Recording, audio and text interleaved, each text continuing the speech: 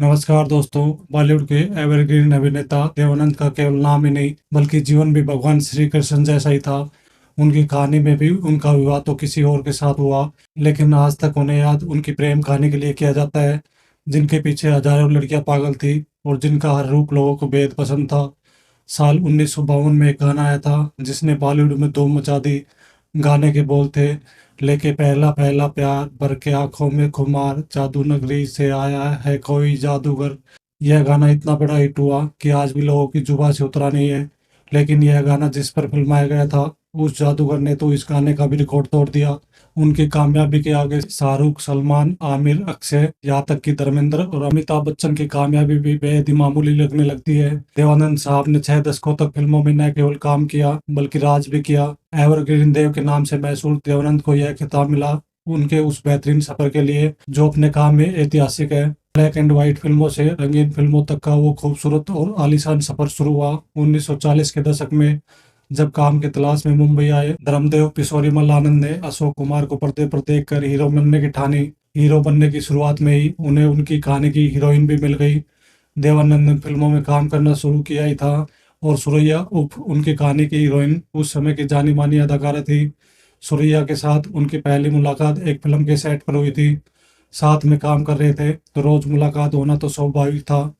देव साहब भले ही उस समय अपने करियर की शुरुआत ही कर रहे थे, लेकिन देखने में बहुत ही अच्छे थे। उसके ऊपर उनका मजाकिया अंदाज किसी भी लड़की को फिदा करने के लिए काफी था।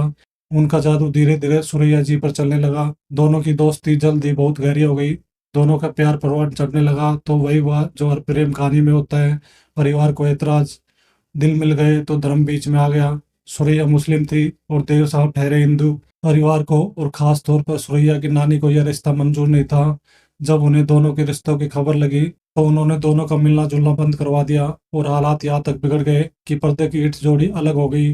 गालिब साहब का एक मशहूर शेर है, इश्क पर जोर नहीं है, ये वो आतिश गालिब की लगाए ना लगे, बुझाए ना बने। उनके साथ भी कुछ ऐसा ही हुआ। सुरैया ने देव से अलग होकर परिवार का मान तो रख लिया, लेकिन फिर कभी शादी नहीं की। हुआ जो कभी राजी तो मिला नहीं काजी, जहाँ पे लगी बाजी वहीं पे आ रहा, जमाने भर का नकारा न जाने किस पर आएगा, है अपना दिल तो आवारा न जाने किस पर आएगा।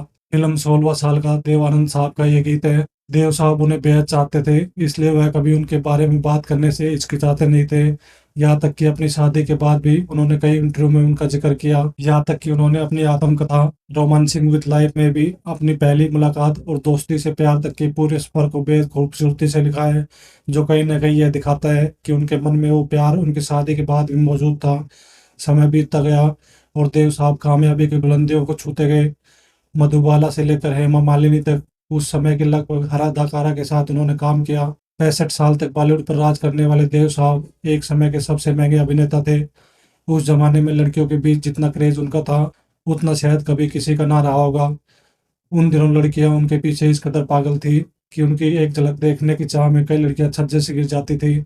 यूं तो काला रंग उन पर खूब फबता था, लेकिन वह काले रंग के कोट में इतने अच्छे दिखते थे कि उनकी एक झलक के लिए लोग कुछ भी कर सकते थे। इसलिए जब उनकी फिल्म काला पानी रिलीज हुई तो कोर्ट को एक फैसला सुनाना पड़ा जिसने सभी को हैरान कर दिया। कोर्ट ने देव साहब के काले कपड़े पहनने पर बैन लगा दिया। देव साहब ने एक्टिंग के साथ फिल्म निर्देशन, प्रोडक्शन और यहाँ तक कि राजनीति में भी अपना हाथ आजमाया। इंदिरा गांधी के इमरजेंसी लगाने और पूरे भारत में उनका विरोध होने के बाद जब पूरी राजनीति उथल पुथल हो गई, तब देव साहब ने भी अपनी एक पार्टी बनाई थी जिसका नाम था भारतीय राष्ट्रीय पार्टी। जितना सफल वो एक्टिंग में हुए उतना सफल राजनीति में ना उसके, लेकिन उनका असर उनके फिल्मी कैरियर पर कभी नहीं पड़ा। उनके बाल, उनके चाल, उनके बोलने का ढंग कई लोग दोहराने की कोशिश करते हैं, लेकिन जिसे कोई नहीं दोहरा सकता वो है उनकी कला, उनकी एक्टिंग, उनकी कामयाबी और उन्हें मिला लोगों का प्यार। आज वह हमारे बीच नहीं है, लेकिन वह अपनी फिल्मों, बेहतरीन गानों, उम्दा अदाकारी के माध्यम से अमर बन चुके हैं। भारत के उस एवरग्रीन एक्टर और उसकी एवरग्रीन एक्टिंग को हम सलाम करते हैं।